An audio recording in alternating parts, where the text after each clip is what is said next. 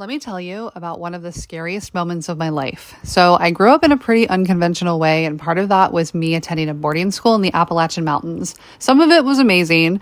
The school had this really gorgeous campus, and there was this tight knit camaraderie you get when you're basically stuck with the same people 24/7. But other parts of it felt like one of those expose documentaries just waiting to happen, which that's a story for another time. But take this one weekend, for example, okay? On the weekends, the school needed to keep us busy, so they always planned these activities that we were required to do. This particular weekend, the school had planned a trip to a national park or something like that. Honestly, I wasn't paying attention because I hated these forced activities, so it didn't really matter to me where I was going. But what I do remember is the choice that they gave us when we arrived: hiking or exploring a cave. Most of the kids went hiking, but I figured a cave would be cooler, literally and figuratively, because it was August, the beginning of the school year for us, so I wanted to get out of the heat. And I thought it was going to be one of those guided tours where you just like stroll along a roped off path, look at stalactites, and maybe learn some fun facts, easy breezy. But I was wrong. When we started gearing up with the harnesses and headlamps, I realized this wasn't going to be just some casual stroll through the cave. This was spelunking, crawling, climbing, squeezing through tight spaces, full-on cave exploration. At first, I thought it was awesome. And even better, once we were inside, the guide gave us some basic instructions, and then he was like, meet back here in an hour, and he just let us roam around. A bunch of unsupervised teens in a cave. It felt like freedom to us boarding school kids who had 24/7 supervision. So my friend and I picked a tunnel and we started exploring. It was honestly incredible and just eerie enough to keep things exciting, right?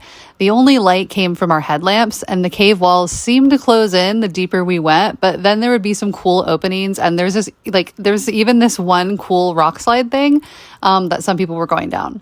Eventually, my friend and I came to this huge open space with an underground lake. The water was so dark, it looked like this bottomless pit of nothing. And we kind of wanted to go swimming, but the tunnel we came through had a bit of a drop, and we were afraid that we wouldn't be able to find our way back or get back up to it because we couldn't really see that much. I leaned out as far as I could, shining my headlamp over the water because I was trying to see if there's another way out. And that's when I heard this voice. It was this girl, and she was like, "Hey, I'm so glad you're here. I'm caught on a rock. Can you help me?" And I just froze and looked at my friend who gave me this, "Are you hearing this too?" look. We just didn't know what to do.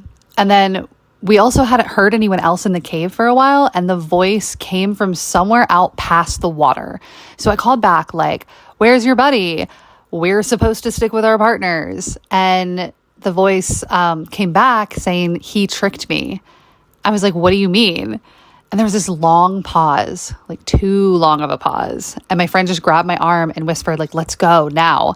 But I don't know, there was just this part of me, I couldn't leave this girl, something about her voice. It sounded I don't know, just really desperate. And if, I didn't want to leave her. And so I asked her where she was stuck, and I was like, "I can't see you." The opening wasn't that big, and with only our headlamps for light, the darkness honestly swallowed everything. And she was like, "I'm right here. Can't you see me?" But I couldn't. And then she added almost too casually, "I don't have a headlamp."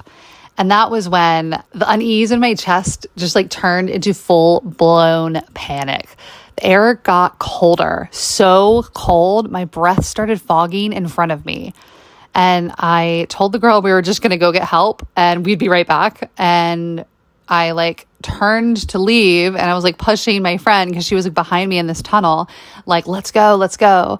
And so we started crawling back through the tunnel, and then I heard this splash, and I looked back and something reached out from the water. It was this hand, or what was left of one, these sharp, bony fingers. I screamed and kicked and just scrambled. I was like, "Go, go, go." My friend just we held on to each other and just were bolting as fast as we could. And when we got back, we didn't tell anyone. We didn't tell the guide, not the other kids. We didn't tell anyone. We were honestly too freaked out and too scared that we would get in trouble somehow. But I swear on everything, I saw those fingers. Outside of that moment, spelunking was pretty fun, but I haven't set foot in a cave since.